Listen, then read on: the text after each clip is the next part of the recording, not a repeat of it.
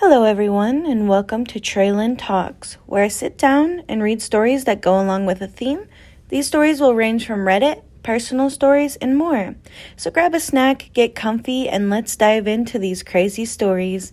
I hope you enjoy. Today's stories are going to be from Reddit, and they are themed roommates/neighbor horror stories. So story number 1. Roommates stopped contributing, so we left them nothing. This happened during my junior year of college. I, Claire, lived with 5 other women. I'll call them Abby, Brooke, Danny, Ella, and Fran. When we signed the lease on the house, we agreed to a 1-year deal. June 1st to May 31st. The house was off campus and unfurnished, so we needed things to make it feel like a home. Prior to moving in, we all sat down and decided what we needed for the house and who was going to bring what, and also settle on a chore schedule. We also decided that we would have a household supply fund set up so we could buy things we all would use, like toilet paper, paper towels, dish detergent, and laundry detergent. As it turns out, Danny, Ella, Francesca, and I bought most of it. Most of the stuff we needed, like a couch, small dining table, dishes, silverware, drinking glasses, cookware, food storage containers, etc. Things went pretty well during fall semester. Shortly after that, however, things started to decline. Abby's boyfriend, Andy, basically moved in with us, and the two of them started acting like they owned the place. Left a dirty dish in the sink, they'd leave a passive-aggressive note about how rude it was to do that. Come home after the library closed at midnight, Abby and Andy went to bed at 10, and if you woke them up, there was hell to pay. Pretty soon, Brooke and her boyfriend, Brad, were acting in much the same way. By February, it was clear to Danny, Ella, Fran, and me that we did not want to live with Abby and Brooke another year. The 4 of us found a different off-campus place and signed a lease. We let Abby and Brooke know from then on, the 2 of them plus their boyfriends went from partial jerks to complete jerks. They do things like stop the clothes washer mid-wash, take ours out and dump them on the floor, and then start their own laundry. They'd use up all the hot water by taking super long showers. They'd write return to sender on our mail. They destroyed flowers our boyfriend sent or brought to us. They refused packages. They stopped contributing to the shared supply fund and stopped doing chores. About a week before Memorial Day, Ella got a call from the landlord on our new place saying the previous tenants had moved out and we could move in early if we'd like at no charge. Danny, Ella, Fran, and I discussed it and decided to get out of our current house ASAP, but didn't tell Abby and Brooke of our plans. Memorial Day weekend rolls around. Abby, Brooke, and their boyfriends head out of town to go camping, while the rest of us put our plan into action. With the help of friends, Danny, Ella, Fran, and I got all of our stuff moved out. And when I say all, I mean all. Living room furniture, dining room furniture, dishes, silverware, cookware, food storage containers, baking supplies, shower curtain, rugs, lamps, vacuum, broom, dustpan, etc. We also decided, since neither Abby nor Brooke had contributed to the shared household supply fund since March, the toilet paper, paper towels, dish detergent, laundry detergent, and so forth was ours. So we took all of that too. Abby, Brooke, and their boyfriends were shocked to return from their camping trip to an empty house. Which made our petty revenge even sweeter was that on their way home from the camping trip, all 4 of them got food poisoning and were really, really sick. The scathing text we got about moving out unannounced and taking all shared household goods, especially the toilet paper, priceless. Danny, Ella, Fran, and I are great friends and still get a good laugh about the situation 12 years later. None of us have heard from Abby, Brooke since graduation. So before I give my take on the story, let's dive into these comments.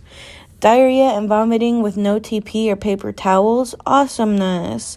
No soap for the much-needed shower afterwards or a shower curtain. Oh, goodness. So this one's pretty funny, and that's how come I wanted to start the segment with this one. It's the first story I found that went with this theme. It actually inspired this theme that we are going with today. The next title is, Am I the Asshole for Making My Fiance Pay Rent? A few years ago, I naively bought a house with my then girlfriend, even though the relationship was coming to an end. Due to our non-existent budget, I I renovated the entire house myself, leaving only the walls standing. Everything else was torn out, and after a lot of blood, sweat, and tears, my then girlfriend and I broke up. We just realized that we weren't meant for each other and separated amicably. She didn't want the house due to it being our place and not another home to start a new chapter. But I wasn't ready to let go of the place due to how much time and effort I had put in. I bought her half out and financially strangled myself, but I held on. For years this went on and I scraped by, but the house was still mine. Eventually I met someone fantastic, and after over a year of dating, I asked her to move in. This way we're not spending rent on two houses when we're almost spending all the time together. And now 4 years after we've met, we're actually getting married. Congratulations. Recently, however, a subject came up that made me feel like I was going insane, and I didn't realize I could be the bad guy.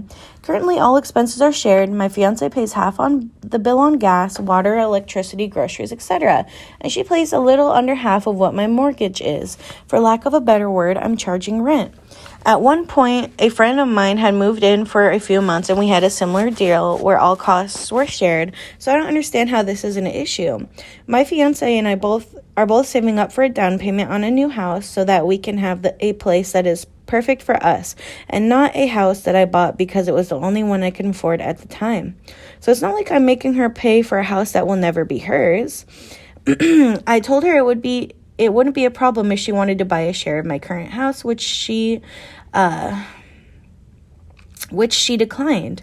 My in-laws and all of her friends think I am an asshole for charging rent, and even though my relationship is still fine, having everyone she knows call me an asshole for this isn't a healthy situation. Am I really that wrong on asking her to pay rent? So, in my opinion, no, you're not the asshole. If she was living anywhere else, she would have to pay rent. So, I don't see why her friends and family are sticking their nose in where it doesn't belong. I mean, don't they have to pay for where they live? And it sounds like your wife, or your soon-to-be wife, isn't really having an issue with this. And plus, you guys are getting married. So, no, you're not an asshole. Let's see about these comments. First comment, how about opening a joint account for the rent goes into and the money is used for future home purchases and related large-scale expenses? There's a follow-up to that. That's exactly what we were doing before we got married and I moved into his place, currently ours. I didn't want to feel like I'm freeloading, but paying rent sounded a bit weird, ... And then there's another commenter saying, she would have to pay anywhere she lives, so I don't see the problem. How you guys arrange it is up to you. I agree with that. Not the asshole. It sounds like she's paying rent. It sounds like she's being a respectful adult and contributing to the house where you both live. Agree with this for sure. Not the asshole. Not the asshole. I'm in a similar situation with my partner. His house, his mortgage. I pay half of all expenses because I live there. Agreed. Moving on. This story is titled, While My Neighbors Were Away, I Stole Liquor from Them. Since I, female 20, began drinking more than a year ago, it has only gotten worse throughout college. All of my alcohol and other illegal items, pills, gummies, etc., were recently discovered and seized by my parents. So I have to start all over with what I have. Because it runs in my family, I'm concerned that when I become older, I'll develop alcoholism if I'm not already considered one. I couldn't resist myself when I saw their huge booze collection while house sitting and boredly looking around the house. I'm so sorry for what I did, but I'm also frustratingly glad I can start drinking again. Even though I didn't take much, I am confident I will get caught because I think the house has cameras. The worst part is that, in my opinion, I will wind up doing even worse things in the future just to get drunk. So, I actually left a comment on this post, and I'm going to go ahead and read mine first. It says, look, you got to come clean. If you don't, you will be embarrassed. I'm sure that if you are open with not only your parents, but your neighbors, you will feel loads better. Your parents might end up helping you get a replacement bottle. Write up an I'm sorry note to go with and get clean with the love of your parents. It's not that they want to control you. They want to save you. I didn't get clean from my alcoholic ways until my parents put me out on the street at the age of 18. You are lucky right now, and you need to get help, which is a true story from my life. Let's read some of the other comments. Step 1 is being aware of your problem. Keep a positive mind. OP responds to this with, yes, I'm aware that I have an alcoholism problem, but I just can't stop from thinking of drinking. The commenter replies, focus on other things, paint at the park, read The Alchemist, a really good book. Turn that thinking into hustling, bake cookies or some goodies. OP responds, thanks for the advice. I'll read about that. Let's move on because the other comments are kind of just disrespectful and I don't want to read them. Story number 4. Am I the asshole for yelling at my husband and calling him a total ass after he called my brother a lazy and a deadbeat? Okay, so I, 35 female, live with my husband, 37 male, and my younger brother, 26 male. He's autistic, but he is very capable. He pays all of his bills by himself, health insurance, phone, car insurance, etc. And anytime he's borrowed money from us, he's paid us back every single dime. Even though we try to tell him not to worry about it, his special interest is in film, and his lifelong dream has been to work in the film industry, and for the last 2 years, he's actually worked as a production assistant on several movies and TV shows, some pretty high class. It's what he absolutely loves, but he has an insane amount of trouble finding jobs. He used to work nonstop for about 6 to 8 weeks, take 6 to 8 weeks off, and then repeat. However, he hasn't had a full-time movie project in 8 months. He has had a part-time work here and there. He's kept him afloat, but he hasn't been able to find any other projects. I keep telling him to apply to work at the movie theater, but he really doesn't want to let go of his film dream. He absolutely knows it isn't sustainable, as he's pretty much told me, and I think it's just a matter of time before he does apply. He's been terribly depressed as of late because of it and just hangs around the house most days. Hell, today he came downstairs and asked me, what day is it today? He told me he talks to his therapist about all of this, but he seems genuinely crushed. He's going to have to give up his dream. My husband today came up to me and asked if we could talk about it and said my brother needs to get a job. I said we have been talking about it and this is a pretty devastating time for him, so I don't want to push him. And he said that my brother should work towards getting his own place instead of just sitting on his ass around the house all day and doing nothing. And I told him not to do that and pointed out he does not leech off our money and buys his own food and pays his own bills. And my husband said that doesn't mean he's not a lazy or a deadbeat. I lost it and asked him what the hell is wrong with him and said my brother is family and he's great to have around and he does housework for us, so he was being a total ass. He said, seriously? And I told him I was done talking about it and left the room. My husband and my baby brother are not only the 2 most important men in my life, but the 2 most important people in my life. I would never make my brother feel like a burden or try to kick him out, but can also kind of see where my husband is coming from. Am I the asshole? And then there's an edit. I'm honestly kind of shocked at the amount of people who seem to assume my husband is the sole provider of the house. I work and provide just as much as he does, so please stop commenting with the assumption that I'm basically dictating what we do with my husband's earnings. Okay. Comment 1 reads, yeah, you both could have handled that better. You definitely need to talk to your husband when you both can be calm and rational, preferably somewhere your brother cannot hear. Then you need to apologize to your husband for calling him an ass and blowing up, explaining to him calling your brother's names and the possibility of hurting your brother's feelings made you react so strongly. So strongly that the very thing you wanted to protect your brother from, you ended up doing to your husband. He too needs to apologize. He didn't have to stoop so low to call your brother's names. If his concerns really is your brother's willingness to do other work, he's not going to motivate him by being a bully. I agree with this. You can't bully people, but also I see where he is coming from. If he doesn't want the brother to be living there forever, and that's understandable. You're a couple, and you do need to discuss this.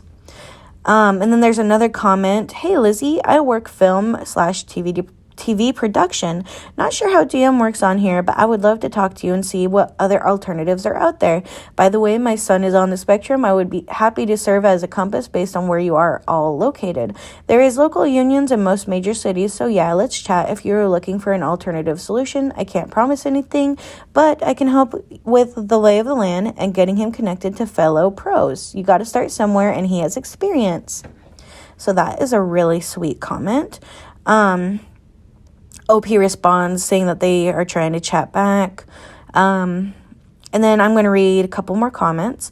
I kind of think you're enabling him also. It sounds like autism isn't holding him back in any way. He's fully capable of working and paying bills. I understand he isn't a freeloader, but part of being grown up is having your own place.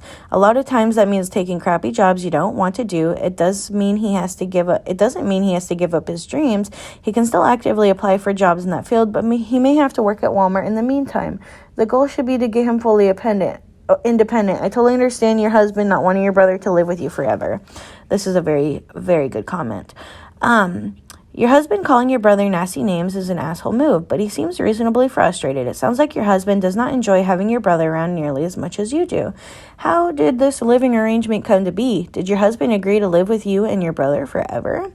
Additionally, this living arrangement seems to be allowing your brother to stagnate and wallow. Honestly, how many people get their dream job at all? And at 26? Maybe it's not great for either of the men in your life. It's not the asshole, but you need to talk with your husband and listen to him without shaming him. I agree. In this situation, I don't think you are an asshole, but I do think you could have handled it better. Story number 5. Am I the asshole for criticizing my roommate's grooming habits harshly? Hey y'all, I'm 26 male, currently live in a rented apartment with my roommate, 24 male. Recently, we've been running into some issues because of his grooming. I occasionally noticed a funk coming off of him. A few times it got bad enough to ask him to take a shower because it was distracting me and grossing me out. He apologized and said he had a lessened sense of smell, which made him less likely to realize he needed a shower. Sounded kind of BS to me, but he showered, so I didn't think anything of it. Our apartment has 2 full bathrooms in the hallway, and I ordered a bidet for mine. The other day I was installing it, and he happened upon me doing so. He asked what it was for, and I explained. He chuckled and said, "You gays are something else." I laughed and said, "It's less invasive than toilet paper and more effective." And he laughed and said, "Yeah, but I don't use that either." Oh, God. Something clicked in my head, and I asked him for clarification. Apparently, he never wipes. Ew. He says he thinks it's gross to rub his ass with a piece of paper that doesn't really do anything. He said no straight guy does, and it's not a big deal. I asked what he does if he eats Taco Bell or something, and he said he just takes a shower. I asked what if he's in a public bathroom. He says he just waits until he gets home. I then asked if he washes his butt in the shower, and he said that the soap from his back drips down and takes care of it. At this point, I was basically gagging and told him he can't sit on any of my furniture I pay for, which is most of it, until he wipes and washes his crusty ass. He got mad and says the only reason I care is because I get fucked in mine, to which I responded that I'm a top. Good for you. He got pissy and left after this, and I haven't seen him since. I called his girlfriend to ask if she has heard from him, and she came over. I explained the situation. She got grossed out. Oh, I misread that. And she said he came over, explained the situation to her, and she got grossed out. And then he left her place. I feel kind of bad for not viewing this as a he doesn't know the right way situation, rather than the antagonistic turn it took. Am I the asshole? No. You are not the asshole, in my opinion. I think that is absolutely disgusting and uncalled for, and that he should have been taught. I don't understand what's this thing about not being taught how to wipe your butt from your parents. It's just disgusting. Let's dig into these comments. Let's see here. You're the asshole for making me read this and question my faith in humanity. Not the asshole, though. Get a new roommate, hire a biohazard team to come in and set the place on fire and report a complaint to the Geneva Convention. Oh my gosh. That is a top-notch comment. Laugh my ass off. Right. This is about a million story I've encountered on Reddit about men who refuse to wash their asses. I'm about to log off forever. The next comment reads, I can't wipe my ass. That would be gay. It's something that even occurred to me might be a thing. Every day I'm blown away by toxic masculinity. Edit, not the asshole, OP. And then the next comment reads, not only does he not wash his ass, it's almost as if he's proud of it. How in the hell has his GF put up with this? I'm wondering how she didn't even know. Yeah, I would be telling him to get out. I would be telling him to get out, and that's just disgusting. Moving on. Am I the asshole for asking our neighbors to turn off the lights at night? We live in a rural area away from city lights. We built our house with a 6-foot tall glass panels. One is a door, and our second floor bedroom face the woods so we can enjoy the view from the bed and have the door to the deck open in the summer. Several years ago, a new house was built 400 feet behind ours on the property next door. When the current owners moved in 2021, I greeted them with a warm mulberry cobbler. I also explained to them that their outdoor lights would shine into our bedroom at night. My request was that they shut them off when they go to bed, which fell on deaf ears. A couple of months later, after one of their dogs attacked ours, $535 emergency vet visit for a deep puncture wound that they did pay for. I mentioned the lights again. She said that they live far off the street. It gets dark at night, duh, and their kids sleep on the front side of the house. Then she suggested we get window treatments at a cost that would be around $650 to match the wood blinds that we have. Then the holidays roll around and they have lights installed all around the eaves of their house and the shed. It's lit up like a nuclear plant. You could probably see it from space. Even one of our other neighbors wondered how we liked living next to the airport. So at 4 o'clock in the morning, I sent her a text with a picture of our bedroom saying the lights looked nice and asked if they needed to be on all night as they light up our bedroom. Her response, "Lights really seem to be an issue for you. They are Christmas lights. Millions of people have them. I don't believe there is a law against having them." My suggestion was to put them on a timer so they'd go off of bed at bedtime. Again, she was prickly. I will see if I can put them on a timer, but I don't understand why I'm the only one that needs to make changes. Why are you always asking us to not have lights on when you still must not have the window treatments if they're still bothering you? If the roles were reversed and your lights were bothering me, I personally would just get blinds versus asking you to make a change to your way of living. I just feel like from day one you've got on us about our lights. I too moved out of the country to be able to live freely and feel like I've got more restrictions now than I did when I lived in a neighborhood. I will see if I can get them on a timer, but I can't possibly keep restricting my family's way of living for one person. The lights were put on a timer to go off at 11:30 p.m. and came back on at 5 a.m. That was in 2021. This last holiday season, they went off at midnight and came back on at 4:30 a.m. Sometimes the lights on the shed would stay on all night. They don't have lights taken down until the beginning of February. I've always been civil with them and even took a bottle of champagne over on New Year's the first year to thank them for using a timer. They still leave the lights on the front of their house and shed. Sad face. Am I the asshole for wanting to sleep in the dark? Oh boy. Let me run over to the comments section. Let's find out. Sorry, this post was deleted by the person who originally posted. Oh boy. Well, let's see why it was removed. This account currently shadow banned or suspended. So the first comment is, "You're the asshole. Close your blinds. They're allowed to have outdoor lights on their property. Your windows and lack of shades is your problem. There is more than a football field away from you. Complaining about the holiday lights that far away is ridiculous." Then there's a follow-up comment. "I appreciate that you pointed how far the houses are from each other. Even though I read the distance in the post, my brain didn't really compute what that meant. More than a football field really puts this in perspective that the house is far as fuck. As someone who grew up in a rural-ish area and has since lived in a downtown small city and housing developments, it's far. You're the asshole." Imagine having your house that far away and still being bothered. Can't you imagine how damn bright those fucking lights are? I am in a similar situation. I can see the fucking neighbor's house from 2 fucking miles away as I head home at night. Goodness. Okay, so many F-bombs in there. I can't tell if you're being sarcastic or not. I would own toward them not being sarcastic. In the Midwest, you can see signal lights from as far away as 5 miles. I didn't know that. Let's see here. "I agree. I read the distance, but still pictured the house being right behind them in a rural area and felt bad for this OP. This does change things." So honestly, I don't know. I think you are the asshole. I think you should get your treated blinds and suck it up. I mean, seems like it's been going on for more than a year. So, get it together, OP. Moving on. Story titled, "My roommate's boyfriend has moved in without my consent." pretty much the title. I, female 22, live in a 2-bed, 1-bath apartment with my friend 22, female. My roommate started seeing her partner in September, and ever since they have been together, he has basically lived at our apartment.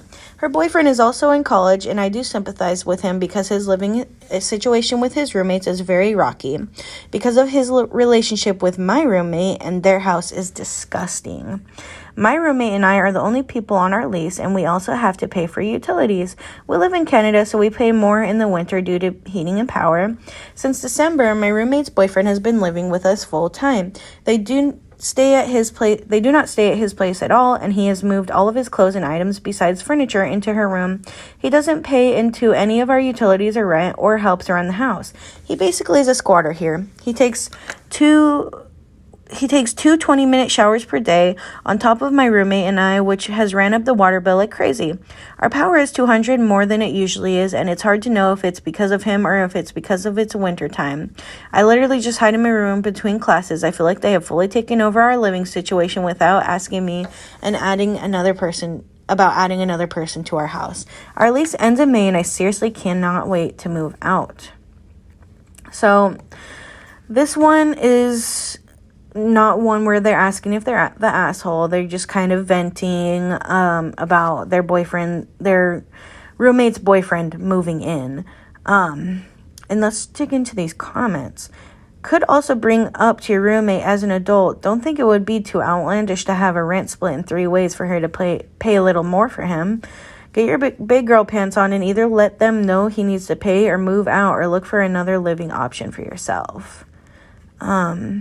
So, I'm very sorry you're dealing with this, OP. This must be frustrating, especially since your roommate did not ask for your consent on this. She absolutely should have. It is not fine that she and her boyfriend move in without receiving your permission first. I second the other commenter that I absolutely think you should talk to your roommate about this and let her know how you're feeling and see if there's any way the rent can be split 3 ways. If your roommate and or her boyfriend refuse to leave, because you should not have to deal with this. Your roommate should also respect your decision in the case you want her boyfriend not to live with you at all. I'm so sorry, and I hope it works out. Yeah, I mean, I agree there needs to be a conversation, because you cannot bottle it up like this, especially, if you're uncomfortable in your own home. You should never, ever feel uncomfortable in your own home, in my opinion. Moving on, our next story is entitled Neighbor Mows Our Lawn Without Permission, Then Expects Payment. So our neighbor is new to the street, 6 months tops. He owns a mowing service and wakes me up nearly every morning at 4:20 a.m. using power tools of some kind out in the front before he heads to work. So last week, my husband started to whippersnip the front. However, a storm came across and he had to come inside before he could mow. On the weekend, we hear both neighbors start mowing at 8 a.m. and we're getting the kids ready for a birthday party. I look out the front to see the new neighbor on his ride doing our front lawn. As I notice him, he finishes and goes back next door. I mentioned it to my husband, and we're both feeling pretty awkward about it as we haven't formally met them. And why is he randomly mowing our lawn? Is he being nice? What is this? We head out to the kids' party and arrive home midday. Under the door is a bill for a lawn mowing.